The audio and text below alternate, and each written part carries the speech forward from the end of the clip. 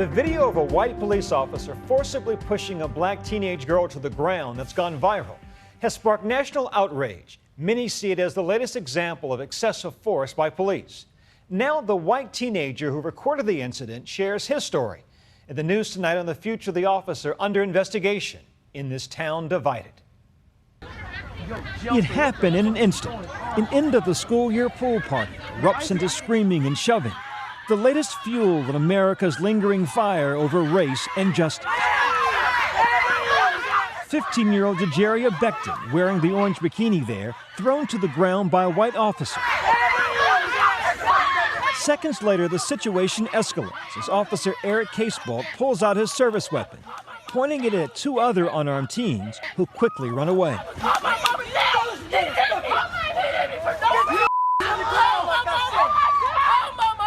And then he returns to that girl in the bikini bathing suit, pinning her to the ground, both knees buried in her back.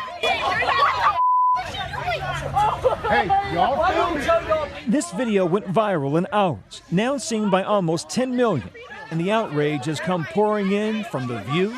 White kids, black kids, no kids. Nobody should be treated like that. Nobody should be manhandled like that. I'm sorry, you know? To Fox News. Yeah, there's no doubt about that. If you obey the police, it doesn't usually happen. No laws, no peace. Supporters of the police department voicing their feelings. I think he did what he thought he had to do to control the situation. What do we want? Justice! When do we want it? Now! While other members of the community marched in support of the teens. And at one point, both sides coming face to face over the issue. It's nothing worse than a coward with a gun in the bag. Now tonight, Officer Casebolt, a 10-year veteran of the McKinney, Texas Police Department near Dallas, has resigned. Our practice do not support his actions. He came into the call out of control, and as the video shows, was out of control during the incident. The whole key is de-escalate situations. You, the police, don't want to become part of the problem. And that's what it appears to me happened in McKinney, Texas. The police actually became part of the problem. It all started last Friday after members of a community pool contacted police about a rowdy crowd of students who they said weren't members and were refusing to leave. Tensions flared, witnesses say, after a fight broke out between white adults who had become agitated by the behavior of some of the black teenagers. It's unclear which kids were invited and which crashed the end of the school year party. It was then Casebolt and the other officers responded to the scene. Get on the ground. Hold up, sir. I told you to stay. Yet as police work to disperse the curious crowd, Casebolt can be seen racing to the scene. So quickly, in fact, he trips and flips, only to continue his charge. What did you do when I walked away? I'm sorry. So you just... The officer seen and heard cursing at partygoers he says were trying to run from police. Don't make me around here with 30 pounds of goddamn gear on the sun because you want to screw around out here? And then Casebolt refocuses his attention back to Jejaria Becton. He told me to keep walking, and I kept walking, and then I'm guessing he thought we were saying rude stuff to him. And he shoved me in the grass, and he started pulling the back of my braids. I just don't see in that scenario where the police were in harm's way or that the kids were harming anybody else. Behind the camera, 15-year-old Brandon Brooks capturing 7 minutes of chaos on his phone. He's just putting random black kids on the ground. I was like one of the few Caucasian people at the party. I think it might have had something to do with racism. But when the gun came out, Brooks worried things were about to get worse. At that point, my heart did drop, and I was scared that someone was going to get shot and possibly killed.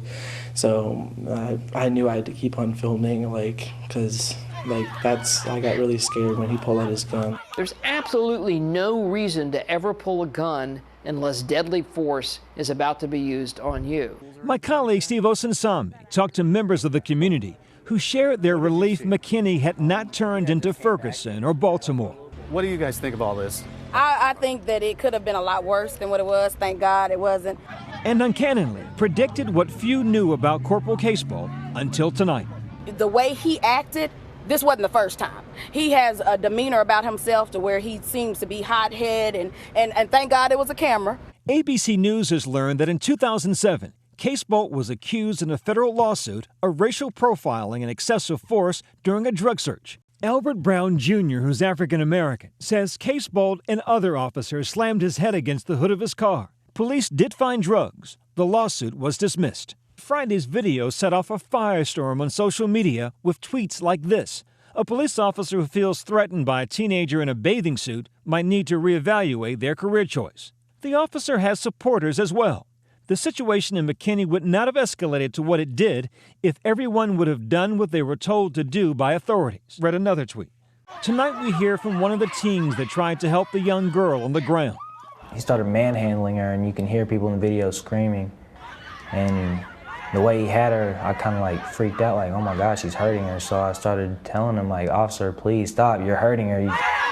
18-year-old Adrian Martin says he lost his footing trying to help the girl on the ground.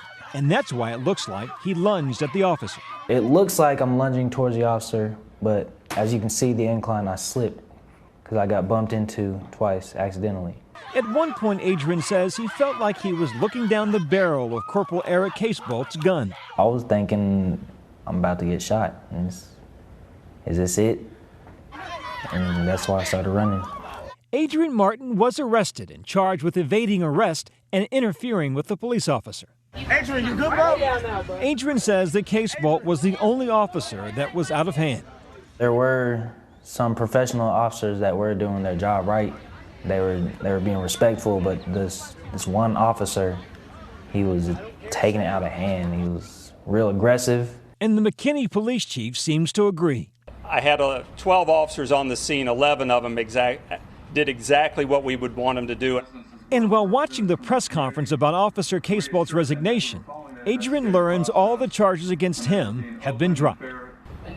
That case has been dropped. Yes. Good. Honestly, I'm just really happy. I'm ready to move forward. Another flashpoint endured. What fallout may follow.